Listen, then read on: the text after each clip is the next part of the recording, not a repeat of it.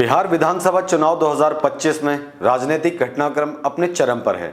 जहां चिराग पासवान के कट्टर आलोचक रहे उनके चाचा पशुपति पारस ने इस बार चिराग को अपना परिवार और भतीजा मानते हुए उनके मुख्यमंत्री बनने की संभावना पर खुशी जाहिर की है। वहीं दूसरी ओर धार्मिक राजनीति की दुनिया से जगत गुरु शंकराचार्य स्वामी अविमुक्तेश्वरानंद ने गौ रक्षा और सनातन धर्म के संरक्षण के लिए राज्य के हर सीट पर गौ रक्षक प्रत्याशी उतारने की घोषणा कर दी। राजनीति में सनातन राजनीति का शंखनाद किया है।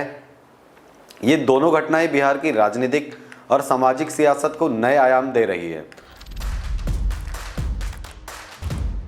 नमस्कार, ये है हमरा बिहार और मैं हूं आपके साथ संदीप बिष्ट।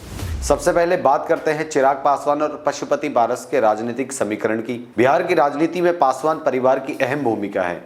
रामविलास पासवान के निधन के बाद यह परिवार दो हिस्सों में बढ़ गया। चिराग पासवान की लोक जनशक्ति पार्टी रामविलास और उनके चाचा पशुपति कुमार पारस की राष्ट्रीय लोक जनता पार्टी RLJP चुनाव 2025 के करीब आते आते दोनों के बीच कड़वाहट घटकर राजनीतिक हलचल बढ़ गई है। पहले पशुपति पारस चिराग को अपना खून मानने से इनकार करते थे, लेकिन अब उन्होंने चिराग पासवान को अपना भतीजा और परिवार का सदस्य मान लिया है। उन्होंने ये भी कहा है कि अगर चिराग मुख्यमंत्री बने तो उन्हें सबसे ज्यादा खुशी होगी। हालांकि उन्होंने यह भी साफ किया कि अंतिम फैसला बिहार की राजनीतिक रूप से जागरूक जनता का होगा। चिराग पासवान ने कहा है कि वो एनडीए गठबंधन के तहत सक्रिय रहेंगे और बिहार फर्स्ट बिहारी फर्स्ट के नारे के साथ अपनी चुनावी रणनीति बना रहे हैं। उनकी पार्टी लगभग 20 से 40 सीटों पर चुनाव लड़ना चाहती है, जबकि महागठबंधन में पड़ी RLJP को 5 से 7 सीटों की संभावना है। कुछ क्षेत्रों में दोनों पार्टियां आमने सामने भी हो सकती हैं, जिससे खासकर हाजीपुर, खगड़िया और अलौली शामिल हैं। राजनीतिक विश्लेषकों की माने तो यह चुनाव विरासत और परिवार की लड़ाई में बदलाव ला सकता है। चिराग पासवान को हाल ही में कई नेताओं का झुकाव नहीं मिलने से आघात भी लगा है और उनकी महत्वाकांक्षा पर नीतीश कुमार और भाजपा का कठोर विरोध है। वहीं दूसरी तरफ बिहार की राजनीतिक हवा में एक और नई ताकत दिख रही है।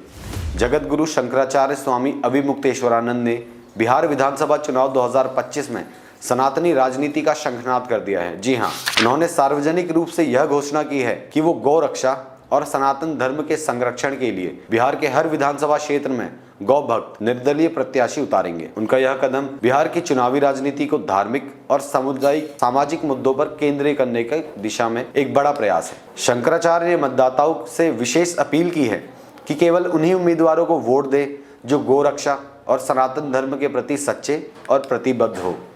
उन्होंने यह भी स्पष्ट किया कि जहां किसी पार्टी का उम्मीदवार गोरक्षा का शपथ पत्र भरकर मैदान में है, वहां अपने उम्मीदवार वो नहीं उतारेंगे। जी हां, शंकराचार्य का कहना है कि गौरक्षा मात्र आस्था नहीं, बल्कि यह समाज और संस्कृति की नींव है। इसके अलावा ये गौ माता को राष्ट्रमाता घोषित करने की मांग भी राज्य स्तर पर उठा चुके हैं। शंकराचार्य की राजनीति में एंट्री का महत्व भी जान लेते हैं। शंकराचार्य स्वामी अविमुक्तेश्वरानंद का जन्म 1969 में उत्तर प्रदेश के प्रतापगढ़ जिले में हुआ। उन्होंने संस्कृत शिक्षा ली और संन्यास लेकर धार्मिक जीवन अपनाया। वे लंबे समय से गंगा नदी को राष्ट्र नदी घोषित करने, मंदिरों की स्वतंत्रता और सनातन धर्म की रक्षा के लिए सक्रिय रहे हैं। अब वे सीधे चुनावी राजनीति में उतर गए हैं। जी हाँ, जो बिहार की सामाजिक, धार्मिक और राजनीति में एक नई क्रांति साबित हो सकती है। उनका चैलेंज है कि वे कांग्रेस और BJP जैसी बड़ी पार्टियों को गौ रक्षा जैसे संवेदनशील मुद्दों पर जवाबदेह बनाएं। आज की इस रिपोर्ट में हमने जाना कि बिहार की सियासत के दो बड़े चेहरों के बारे में, चिराग पासवान के मुख्यमंत्री पद पर संभावित कद और शंकराचार्य स्वामी अविमुक्तेश्वरानंद की सनातन राजनीति की नई पैरवी। अगर आप बिहार की राजनीति में हो रहे नए बदलाव में जानना चाहते हैं तो हमारे चैनल हमरा बिहार को सब्सक्राइब करें और बेल आइकन दबाएं। बिहार की हर नई खबर, हर अपडेट आपके लिए हम लाते रहेंगे। धन्यवाद।